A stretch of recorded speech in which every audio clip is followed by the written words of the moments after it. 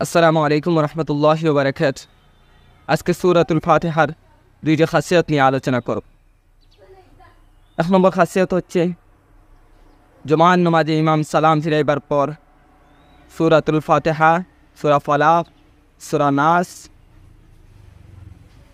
সূরা ইখলাস প্রত্যেকটি 7 বার পাঠ করবে। এতে দিন দুনিয়ার উভয় দিকের উদ্দেশ্য লাভ হয় এবং বাচ্চাগণের বলা মুসিবত দূর।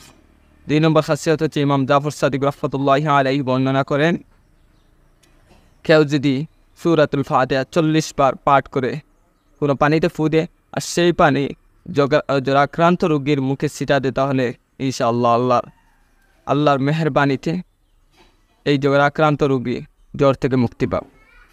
তাই আসুন এই দুইটি খাসিয়ত আমাদের জীবনে আমলে পরিণত করি। আসসালামু আলাইকুম ওয়া রাহমাতুল্লাহ।